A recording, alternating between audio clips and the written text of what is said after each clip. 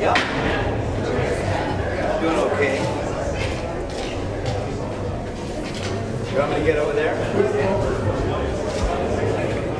Yeah. You want to get on this side and I'll get over there? Is that all right? I think they want me to stand up here. It's a lot of people. Alright. Well, if we got a couple down for a second, could the two of us go up? I think they want to take a picture. You want to just jump down? Some of you guys go down so that there aren't too many people on this. So maybe we can get a picture up to the photographer up there on the ladder. On the ladder. What do you guys think? So you can get up on the ladder. Do you want to be? North on the corner. But I want somebody to show you. You stay up so you show him what he's doing. What you're doing.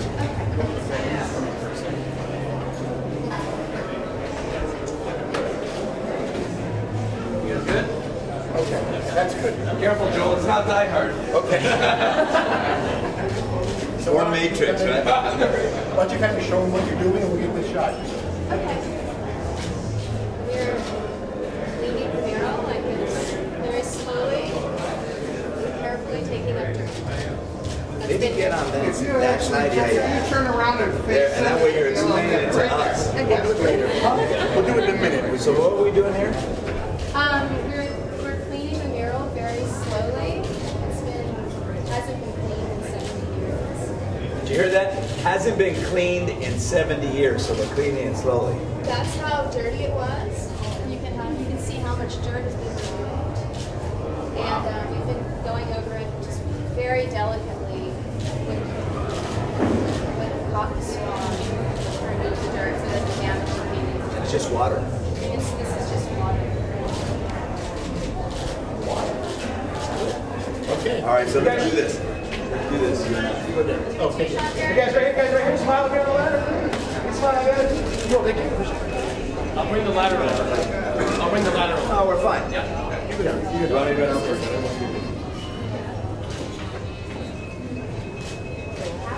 You okay? You got it?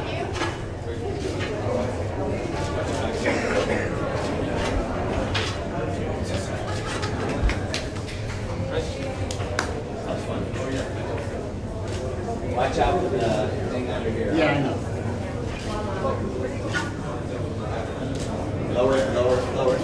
There you go. Lower it. Hey, buddy. How about yesterday? Was that nice? I love that. You know what? It was just going to be a voiceover. Good to see you. Krista from the Historical Society. Sure, good to see you. Yeah, congratulations. Hey, Tony. And then how are you? Doing fine. Looking good. Takes her home to go and You look great. Hello. How are you? How are you doing? I'm all right. How are you? Okay. Talk sometime. Hello. How are you?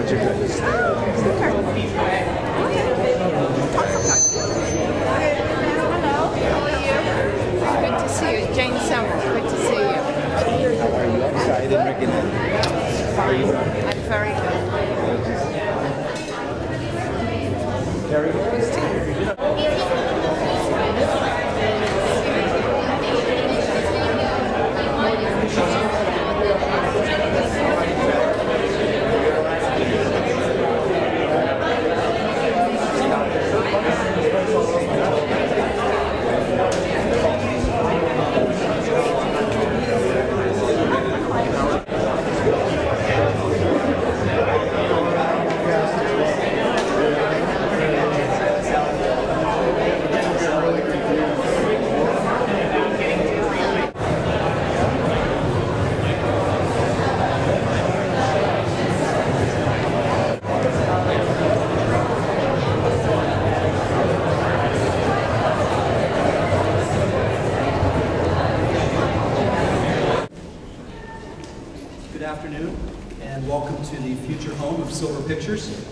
We're here today to meet and have a conversation with Joel Silver and the team who are transforming the former U.S. Post Office in Venice into the future state-of-the-art facilities for Silver Pictures and its multiple divisions.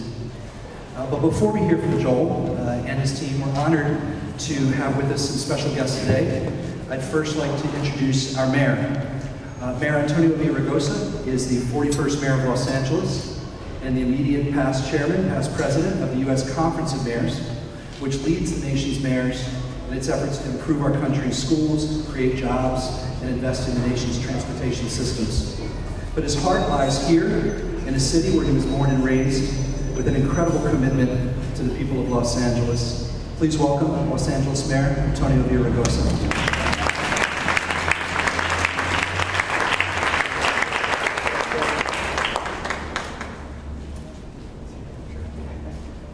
My heart lies here and my job is here. Of course, you wouldn't know it by as often as I'm out of town on the campaign trail lately. I want to thank you for that introduction. And it's a pleasure to be here to welcome Joel Silver and the Silver Pictures to Venice.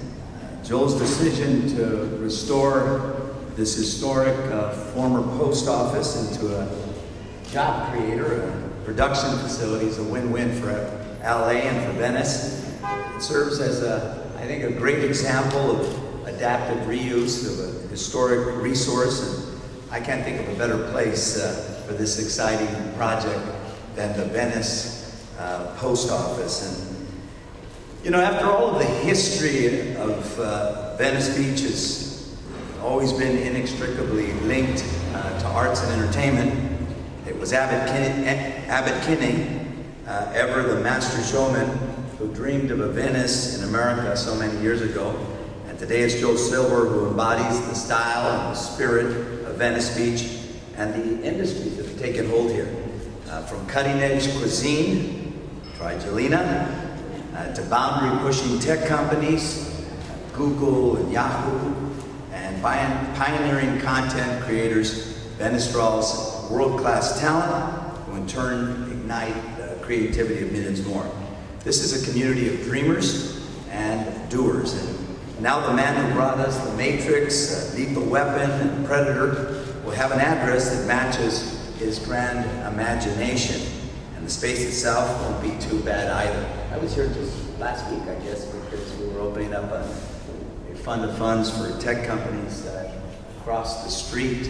And just in a week, it's transformed. And I know 18 months, it's going to look a lot different than this, but it's a testament to you and your creativity that we're even here today. Now, this project restores the building's original facade and windows from 1939. It brings back to life the Edward Biberman mural depicting the history of Venice right over there, and if you haven't seen it, you must. It transforms an underutilized asset into a state-of-the-art film production facility with offices, edit suites, and a screening room.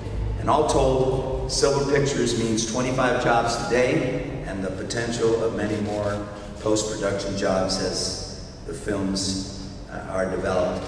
Now this project also speaks to the work we can accomplish together. I know Terry Semmel was here somewhere, and I got a call from him a couple of months ago or so, and he says, Joe Silver wants to talk to you, and I said, well, why didn't you call me?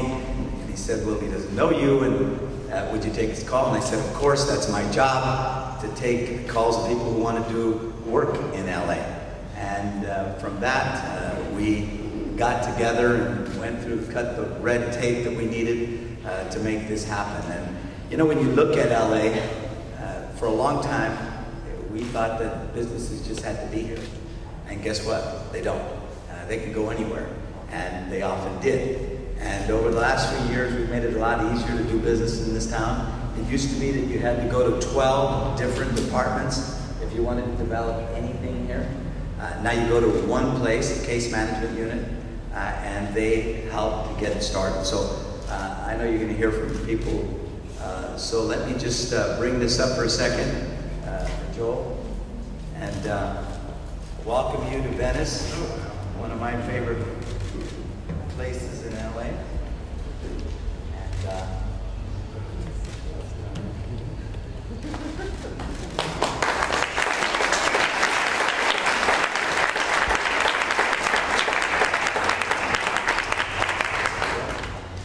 so thank you, everybody. It's great to be here with all of you, and look forward to opening up Silver Productions in 18 months or so.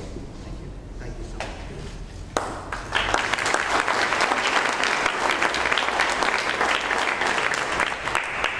Thank you, Mr. Mayor. We were to have this morning as another special guest, Council Member Bill Rosendahl from District 11. Unfortunately, he's notified us a little while ago that he's unable to be with us. We are pleased to have with us, speaking on his behalf, Chief of Staff Mike Bonin.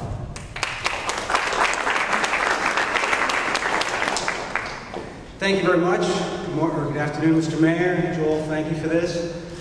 On behalf of Councilman Rosendahl, he wanted me to say that today is a day that he wishes he were here so he could come and say that what's happening here today is great, great, great, great, great, his signature expression.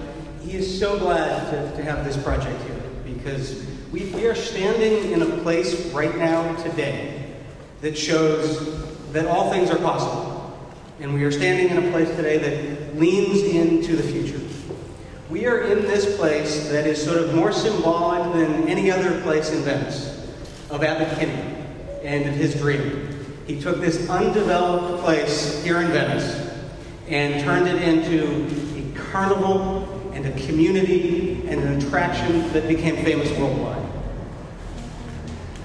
We're also in a place that is a sign of all that is possible, not only because of Abbot Kinney being able to fulfill that dream, but because in the development and the sale and the development of this building, we saw something that has never before happened in Venice. We saw everybody in Venice agree on something. Everybody in Venice, left and right in the middle. Old school, new school, old residents, new residents came forward and said, this building is a vital resource to our community. This mural is a beautiful, vital resource for us. And we want to see this building thrive. And we want to be able to continue to see this mural. And we were lucky, another sign that all things are possible, that we found the perfect person to do that. We found a guy who routinely, as a matter of course, as a matter of his job, takes a kernel of an idea and turns it into a reality in The Matrix or some other film like that. And we have in Joel someone who has a history of preservation, a history of loving community, and a commitment to doing what Los Angeles needs to do, which is to lean into the future. What he wants to do here is exactly what Venice is becoming. A place where there is a synergy of both job creation, new economic development, and creative and innovative spirit. We are so looking forward to what this place is going to become. We are so looking forward to what Joel's dream will be like when it is realized. To have more that celebrates Venice, that celebrates Los Angeles, that revitalizes this neighborhood, and that continues to allow people to see this beautiful mural. So, on behalf of Bill and the 11th District, we thank you very, very much. We welcome you here.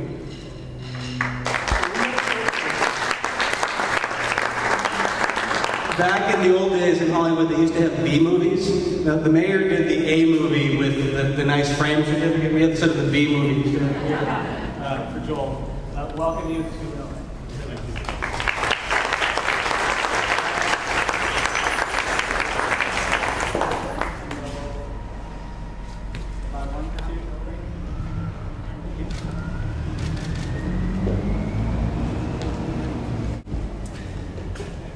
Thank you, Mike. And now, please welcome producer, architectural preservationist, and CEO of Silver Pictures, Joel Silver.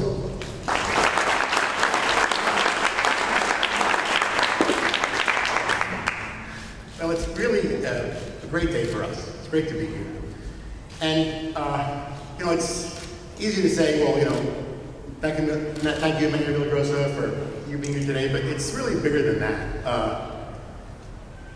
Linda Dishman, who's our very good friend who runs the Election Service, he wanted me not to say this, but I love you, Linda. But it was very hard to work this out. She says, don't do that, because there's other post offices out there that we need to try. It was really impossible to make this happen. But with the help of all the people up here, and primarily the help of the mayor, we were able to get this done. Because the mayor was able to have his historical people, Ken Lambert, and Linda, of course, to work with the myriad of madness in Washington at the USPS, where there were, for some reason, two really tough Jewish girls who were the attorneys. I don't know how that happened. It was Sharon Freeman and Ruth Gottlieb.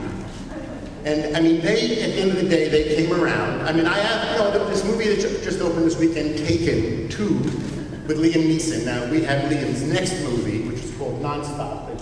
Silver Pictures and actors say that too. That starts shooting in 2 weeks. But that's in New York. But anyway, but he had a particular skill set that allowed him to do certain things. And I think I have a skill set that allowed me to do certain things. So with the help of the mayor and Mr. Rosendahl and all the people here, we were able to push our way through this process.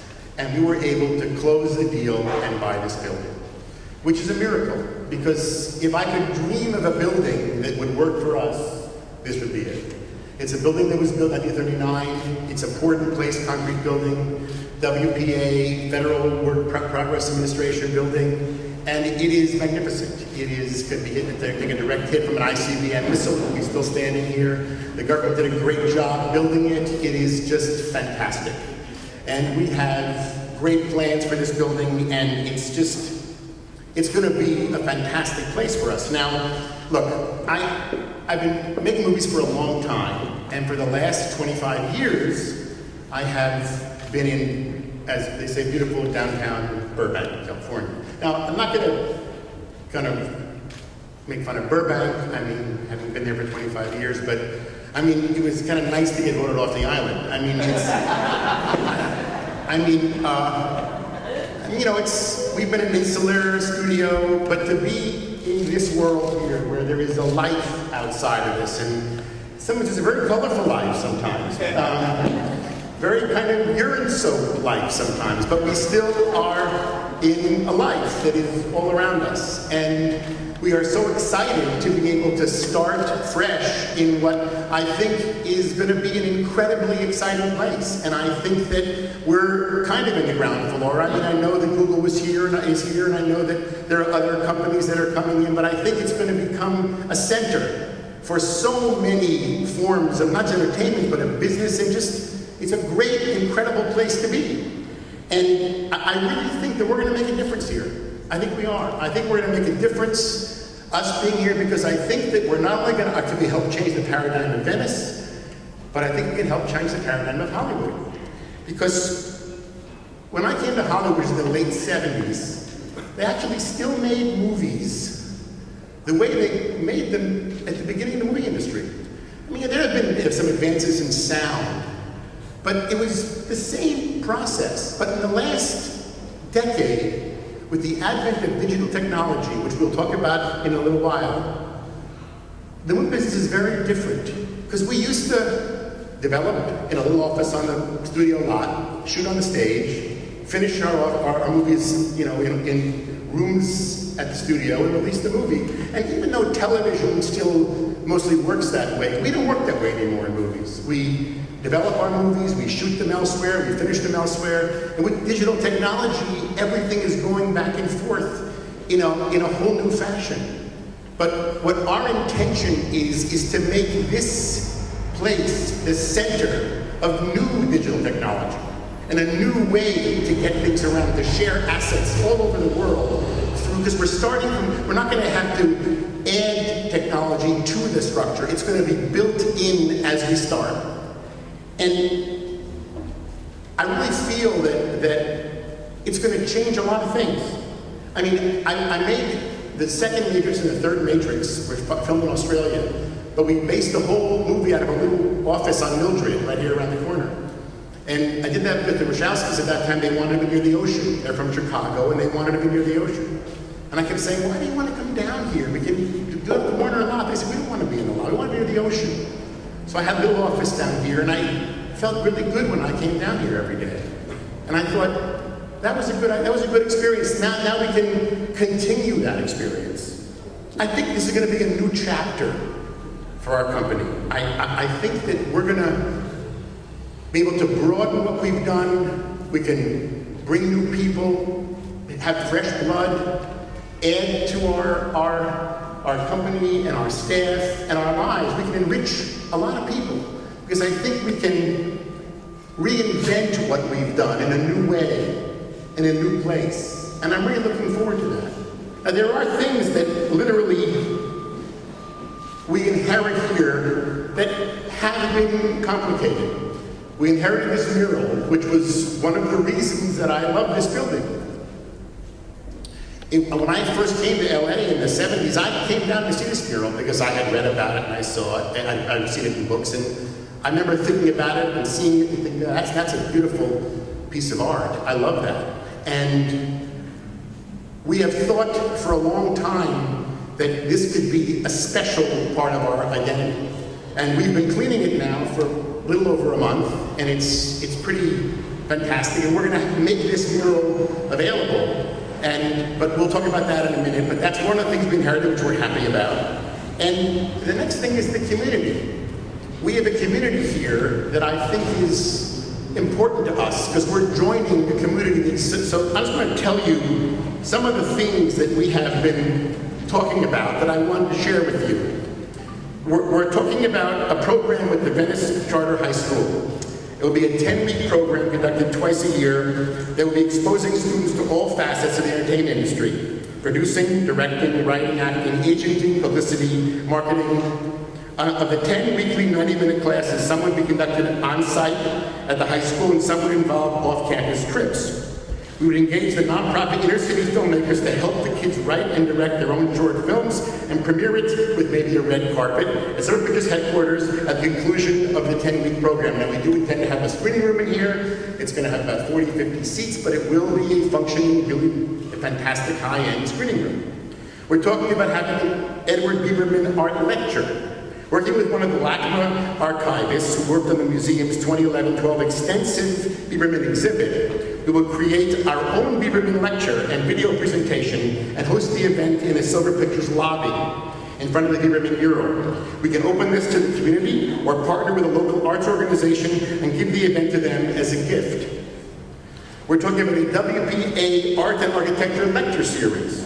Working with a local arts organization and WPA experts, we'll create a 3-part lecture series on the roots of the WPA art and architecture movement and its lasting legacy. The events will be open to the public and will take place in the Silver Pictures screening room with reception before or after in the lobby in front of the Biberman mural. And a special Venice premieres of Silver Pictures films. Moving forward, we will screen films produced by Silver Pictures in the Silver Pictures screening room, and films will have their local Venice premiere in between the studio premiere and the release date. Venice elected officials, arts leaders, and students will make up the eclectic audience, and receptions will be held afterwards in the lobby in front of the Biberman mural. And a loan out of Silver Pictures facilities to community groups. We'll work with local organizations to give them periodic access to Silver Pictures screening room and entry lobby. The organizations can use the facilities to hold a monthly meeting, conduct a fundraiser, or other such things like that. Now, we're in early conversation with these things, but we're open to any other kind of ideas that we can have. We really want to be here and be part of the group. Now, you mentioned Jelena a moment ago. The chef of Jelena is standing right there, is an old friend of ours. And we're going to try to find things to do with a lot of people down here. We really want to be accessible and open. We have provided the LA Conservancy with 6 days a year where they will have the mural and the room and the facility to do what they need for fundraising, whatever they want. So we are here, we are available, we're about 18 months away from moving in, we are accessible, and I want to thank the mayor, and I want to thank Mike for being here, and I want to thank you guys for being here to help us. And what I'm going to do now, if you guys want to stay, it's fine. If you have to leave, it's okay too. We're going to stay a little moment here, and we're going to open to the press. And for anybody who wants questions to my team, I'm going to describe everybody up here. Mia, I know you're late. Sit down in this chair, Mia. Excuse me. I'm going to take you to everybody here. You have to go.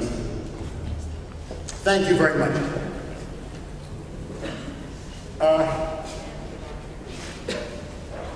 This group up here, it may take me a moment to get through this, but I'm sorry, I have to do this.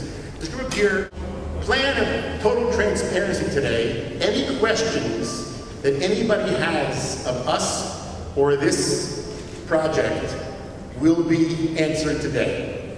Now, Bret is our architect. He's been essentially my guru in this process. We met because our sons go to school together at Carl Thorpe over in Santa Monica. And they became best friends, so we became very close friends. And you know, Bret took me and my friend Toby Maguire around a few times to look at some buildings, and then we found this and we said, let's go to town. And he's the architect of record of this building, and he knows what we're planning to do and how we're going to do it. Next to him is Adrian Rona, who's the president of my company, who is very skilled at explaining what we're trying to make in the movie business, and I would be lost without him.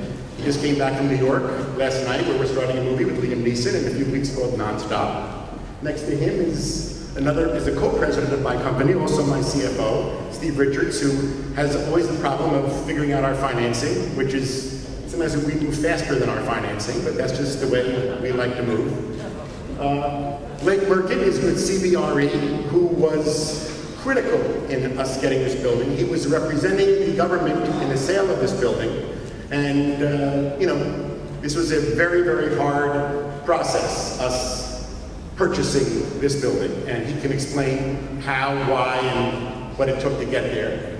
Next to him is Ken Bernstein, who works for the city, who has been incredibly important in dealing with the historical aspects of the building and purchasing the building and working through the permitting process and getting us through where we are today. Dan McGhee, Jim Casey, the contractor and the site supervisor, who will be here through the whole process in the construction. And if anybody wants to know about what that's going to be like, they're here. Judith Lance, doing all the interior work. She's here to explain whatever needs to be done about the interiors of the building. Jessica Allen, who is our post-production and technical consultant. If anybody has questions about what we're going to do here that's going to change the state of the business, she'll tell you. I'm putting her on the spot, but I'm happy to do that. Nathan Zakheim, who is restoring the mural, who can tell you how we're going to restore the mural and what we're going to do to restore the mural. Mia Lehrer, who I love dearly, even though she was late. Mia is our landscape architect. She'll tell you what we're doing outside and what was here and what we're changing. Linda Dishman, who even though she said not to say anything, I still love her very much. I hope she's not mad at me. And it was remarkable that she got involved with us because she really, really made this possible. She's president of the LA Conservancy. Jason Summers, who is our expediter. It's very complicated getting the permits through the world on this thing, and I know there are some questions about how we're permitting these things. He's here to answer those questions. Elizabeth Watson, who is our attorney at Greenberg Lusker. She's been invaluable dealing with the issues of the building, getting through the process. Steve Treffers and Shannon Carmack work for, well, I call them SWCA, but how do we pronounce it? SWCA. They are our historical consultants. So I've asked them to describe at some point the story of the mural, if somebody wants to know what the story of Venice is about. She's here to describe that. And Lambert, who is also worked with Ken Bernstein, who's been incredible dealing with the historical aspects, works with the city, the state. What's the title? Preservation architect. He's a preservation architect and works for the city in dealing with historical preservation. So if anybody has any questions for anybody, me, I am open for business here. Actually, Joel, do you have a question, Martha? Yes, Martha. How will the mural be accessible to the community? Well, the mural is going to come down in about 10 days, you think? In about 10 days, the mural's going to come down.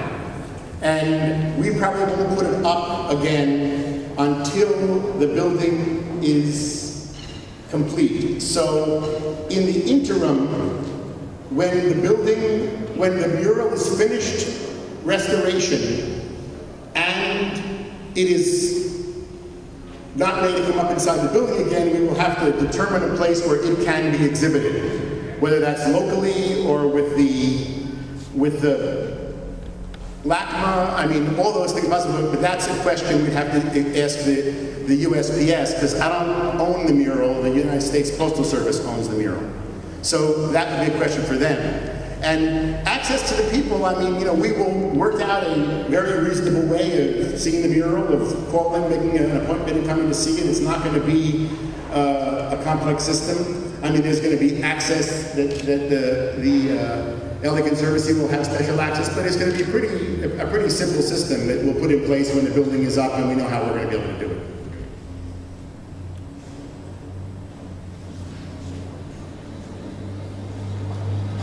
Any other questions? Joel, I think you did such a good job on everything. We could probably just continue the conversation over lunch where folks from the press could have individual questions for people on your team. Just wanted this, maybe a few things could be said, just so that we... She can talk, tell me what you do. So, obviously, there are some, you've seen, there are some nice trees here. We actually located the original plans. It was fun to find those. We want to do permeable paving in the parking lot. So we're looking to a paver system.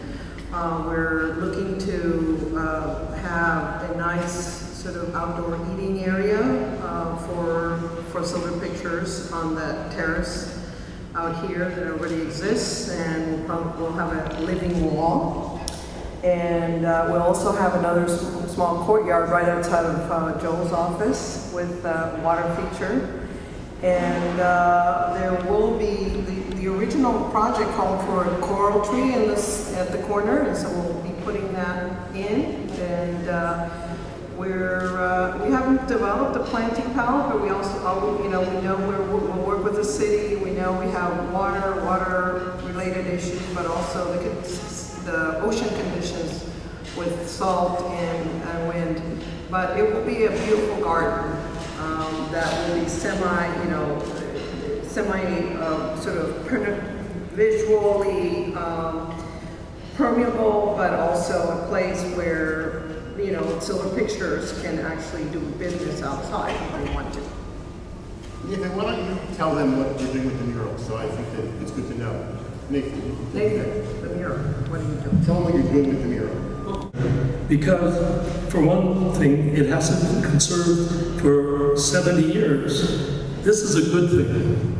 Because often enough when people come in, particularly before the age of scientific or ethical conservation, they'd come in with their peaked hats and their blue robes with moons on it and use secret potions that ended up really damaging the work of art. This work of art is pristine, and it will remain pristine. People ask me, oh, are you going to repaint it?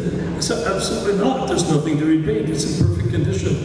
So we cleaned it. It was using a number of compounds that we created for ourselves. And then we will take it off the wall, and then when it comes back, it will be mounted on an aluminum honeycomb panel, which is 2 sheets of aluminum with a honeycomb sort of material in between made of aluminum. And that will give it a life that will last for hundreds of years, and if you're still around, check it, for thousands of years. What is it painted on now? I didn't know it was painted on. What's it painted on now? Oh, yes. The painting is a maraflage, M-A-R-A-F-L-A-U-G-E, I believe. No, M-A-O-U. Maraflage is a more complicated way of saying it was painted on canvas and then glued to the wall. And it is on a very nice piece of canvas, but over the years it has become quite dry and brittle. So one of the strongest arguments for taking it off the wall is that we will not only be able to saturate it with a consolidant resin, transparent, from the front, and for those who are interested, it's the same resin that we're using was used to conserve Michelangelo's Sistine Chapel murals to keep the plaster from disintegrating. So we're putting that on the front, and then when we get it off the wall and clean the adhesive off the back, then we'll saturate it from the back. When that's done, it'll be, 30 times stronger at least. And when that happens, then we will use a reversible conservation adhesive, apply it to the honeycomb panel, and then it can come back and it will be attached to a new support here. And no one from the front will be able to tell that it ever left. except for the cleanliness part. Why don't you tell us a little bit, Jessica, about some of the technology we're going to be using? And we could dream of. As he rightly said, it's a rare opportunity to be able to build a place from the ground up. Well, it's probably not a secret that we have too many post offices, and this was one that was designated to be disposed of primarily because there's a location right across the street that's a distribution facility, and so the retail uses could be moved across the street. It obviously had a tremendous amount of controversy, as many of the post offices do, but this is something that's going on across the country, and for a good thing, obviously. I don't think any of us are getting nearly the amount of mail that we used to, and therefore there's a lot of reductions taking place.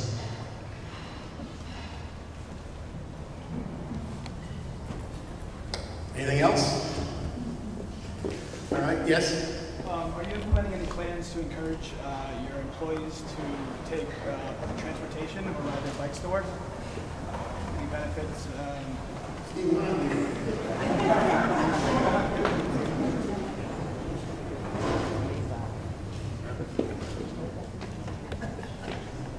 I'm glad you asked, because I prepared for that question. I'm riding my bike to work now. I think that there's two camps at our company. One camp where employees are thrilled that we moved because it's a shorter commute, and others maybe not so enthusiastic at the moment, but I think a lot of people are thrilled with the idea of maybe moving down to the west side. And I think that there really is a vibrant bike community down in Venice. We look outside our window constantly and see a lot of bikers, and I think Santa Monica also, as well as LA, really have a great transportation system down here. So I think there will be very much an encouragement for it.